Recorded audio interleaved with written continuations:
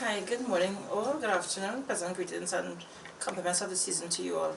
I'm here today with past people of the Pleasantville Senior Comprehensive School and who is now a resident of the U.S. The U.S. Right, so here she is part of an organization that we would like to highlight to you all here today. Okay, so let us have a chat with Miss Debbie Lewis Harris. Now, before you talk about this organization, let's go back to Senior Com. Okay. And let us find out her feat while at Pleasantville Senior Comprehensive School. Okay. At Pleasantville, I took part in the dance, creative arts, and also ran track and field. Had a lot of fun, but you know. Well, as I recall, as being a member of past student as well as Pleasantville, you ran with Dover's Club as well, right? Yes, I started off with Dover's. Yes. Zeno? No, Zeno Constance? Jim Clark. Jim Clark? Yes. Okay. And then went over to Tigers. Alright. Get closer, please. Yes. And from there? And then I was there for, when I graduated from Pleasantville Senior Comprehensive, within a year of graduation, I left and moved to the U.S. So then after you graduated, we were the class of 1984. 1984. Right, so class of 84, then you migrated in 1985. Yes. Yes. 1985, and I've been living in the U.S. from then till present. Presently. Mm-hmm. So from there, what always take you back? What always bring you back to Trinidad? The hot sun. Home is home. You're sure you're not afraid of Trump? Home is always home. Home is always home. Yes, home is where the heart is at. But for my daughter is 20 now. But from the time I had my daughter, from her first birthday to now, I always would do an event like for her birthday. Instead of people bringing gifts, I always like giving stuff to people. And then I said, you know what? Instead of me doing it in the U.S., basically most people already have, you know, whatever. Let me come back home and yes, we would go, like my daughter love it. Whenever she comes for her birthday, we would go to the Hope Center, Les 4, I think that's the name of it, the homes, or just give out stuff to people. She enjoyed that. I enjoy it even more. And now it got to the point where I decided, let me start my own organization. I'm the founder of Kids of Today, Our Future of Tomorrow. And for the last 5 years, I started renting like the Maripo Community Center or, you know, a venue where we would have the kids all day. 1 day out of the year, the kids have the whole place to themselves. Bouncy castles, food, drinks, everything is free, non-alcoholic drinks though. Exactly. So what feedback have you gotten from that when you organize and have the children out? What acceptance, how are they relating to it? Oh, they love it. Yes. They love it. And me just seeing the smile on the kids' face makes my day. I look forward to it. Like this year, I didn't have the main event like I normally had. What I did this year is I decided to do hampers and just drive around and randomly give out to people that I see, in not just in my community, but I went as far as Bastille. That's almost in Moruga. Yes, people come, yes. Families in need. Yes. Yes. My nephew, he goes to school there, Bastille RC. Okay. I had, last Thursday I went and I had lunch with the whole class, provided lunch, ate with them. The teachers, you know, we laugh, we talk and everything. So that was Bastille RC you went to? Yes. Okay. And then I donate school supplies to the school for kids and give out hampers to kids with family in need. Okay. So this has now have been a yearly activity for you for the last 5 years. Well, it actually would be the last 20 years, but the last 5 years is when I would make it like, I started doing the main one-day event. Yes. But for the last, like I said, in the last 20 years, I've been coming and I would do like 2-3 days going different places. Okay. But, yes. So what's next on the agenda for Debbie Lewis Harris? I'm working on making my organization international. I'm working right now. I'm in the process of getting the paperwork together in the U.S. Yes. So I could get more sponsors yes. to reach more, that I'll be able to reach more kids. Yes. And more families. So you intend to go international? Yes. To a point? Yes. It'll be a lot of work, so... I'm ready for it. You're ready for it? Yes, I'm ready. Yes. Yes. So anything else you'd like to share with us, Ms. Harris? Mrs. Harris? Oh gosh, the kids first, education. I just like to push it. I mean, when I was going to school, I got it a lot from my parents and other people. And not until you graduate and you hit the real world is when you really see, well, oh boy. The purpose and the value of education. Yes, so now we are here to promote it and ensure that the children get a proper and sound education. And then know that the importance of education. Yes. Yes. In terms of a vision, how do you see yourself in the next 5-10 years? I'm working on doing I have so many different things I'm working on. Good, run with it. I have working on foster care. I'm gonna, when I go back up, I start in January my classes for foster care. Yes. I'm gonna get into that. And when it comes to the kids, that's my weak point.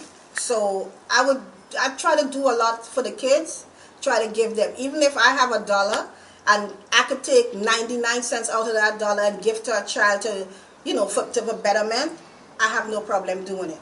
It's satisfaction. Yes. Yes. I want to see a better future for the young ones coming up. So that's my main thing. So in terms of, you're highlighting stress on education. Well, education is the key to take the children off the streets, I always say, and take them away from crime, right? So what have you got to say about a crime situation that has been evolving and escalating here in Trinidad? I know I might be straying a little bit, but education covers everything. Right. With a sound education, I would like to believe that the children won't be on the streets as much. Right. And I'm like, I think it's the crime I really can't speak too much on because I don't really know a whole lot on it. But from what I see, like in the media, on social media and stuff like that, to me it's ridiculous. And if you have stuff for the kids to do as far as like sports, like when I was growing up, we had a lot of different activities we could do. Yes, we did, yes. And to me now it's like they're lacking a lot of that. Yes. So if they could get it back into the community and people could come together in the community and not like look at other people and think they I don't want to be bothered or I don't want to get involved. Try to bring it back to the old days. A lot of the kids and them, to me, I believe, wouldn't be out there doing a lot of the stuff that they're doing. Because me growing up, I know I had respect for, I didn't have to know you to have respect for you. Yes. And that's something I realize is lacking right now. A lot of them, they don't have that respect. Well, as you say, respect, right? But I look in terms of, I always had, I can say, I would have to blame sometimes the parents and most likely the mothers, right? Some of you all may not agree with me, but what is your take on that? Because we as mothers are to be there highlighting, guiding, and protecting and nurturing our children, right? And if we don't give them these guidelines and say have them involved in certain activities, if we don't try to give them that sense of respect for the elders out there and not cover them when they do wrong, we would be in a better place. So what is your take on that? They do need it. I think it's too many, the parents and them now want to be a friend. They're not parenting. Yes. You cannot be my mother or even an adult to me and be my friend. You want to slap me 5 and I'm your home girl, you my homeboy. No. You got to draw that line. It's an invisible line that we have to respect.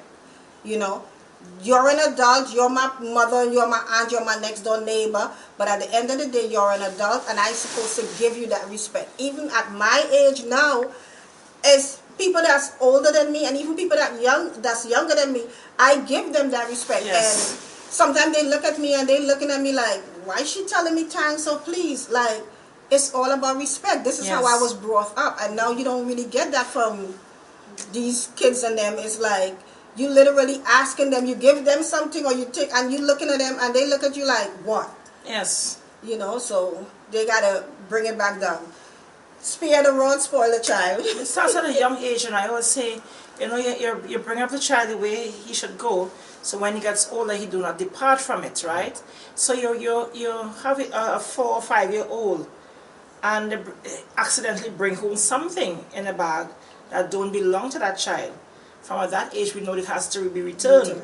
Because I always say, when they start bringing in the bigger stuff and you accept the little ones, how could you actually have to accept the big ones as well? So when these crime situations happen, you know, we have a sense, oh my God, look what has happened to my son, look what has happened to my daughter. As mothers, I feel we are losing too much of our boy children, right? So as the education brings back, what is the education is the key.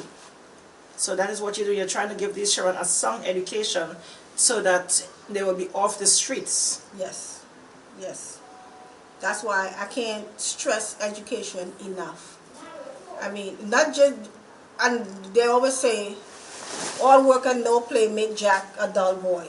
So yes, you could have the little play in between, but you have to, the books first. Yes. And they need more activities. Extracurricular activities, yes. They yes. need more in the community. From a young age, and get them involved in extracurricular activities. And I believe you have donated books as well. Yes. Reading books, you know, we have to get the children more involved in reading back to the storybooks and not just the tablets and the laptops and the phones. In our times, we didn't have these technologies. So bring them back to the old time days, I must say. Bring them back to the books. Let them involved in the library, because I visited the library about a couple of months ago, and I was surprised to see the library was just totally empty. Why aren't children there in the library reading books or borrowing books? Why aren't they there? So when you give the child a book, encourage them to read. They rely too much on those electronic stuff. Yes. Because even like with my daughter, I have her, I would be right there in the house with her and she would send me a text. No, we don't do that. Yes. We're not doing that.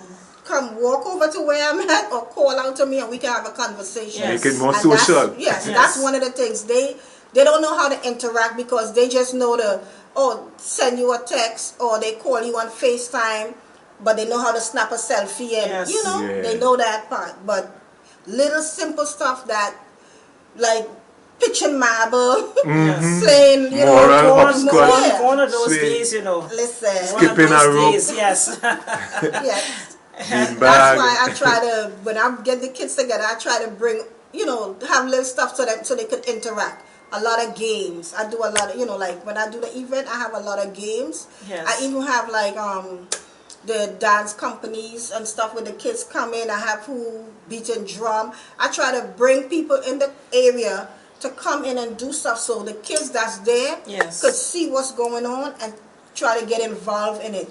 I try to bring them together so they could interact and let the kids know, okay, you don't just have to sit out front with your iPad or your tablet or on your phone. You could go walk the mokojambi stick, learn to do this, learn to beat pan, That's what I try to get everybody to mingle together. Yes. And you see, to get a better sense of interaction, how to interact with people, self-discipline, and, socialization. Yes. Because today's youth, they don't know how to socialize much. They don't. They don't, I will have to believe, right? Not that we are bashing these, but we're trying to bring them on the right path. I hope you agree with that. Yes, yes. 100%. Exactly. So what's next for you, Miss Harris?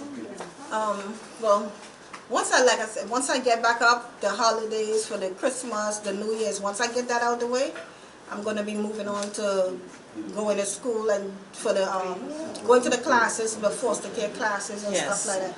Like I said, kids again. That's my weak point. Yes. So, folks, you have heard it today from Miss Debbie Lewis Harris. I hope you have enjoyed the interview. And sign out. I'm Jenifer Chewitt. Give me your full name, please, Jenifer. That's Jenifer King Chewitt, Mr. Clifton. You're the king still. You can't get away from that. That's Jenifer King Chewitt. I hope you can edit that. Jenifer King. Edit what? The king or the Chewitt? What I'm saying. Good night, guys. All right. Have a pleasant compliments of the season. Bye. Yes.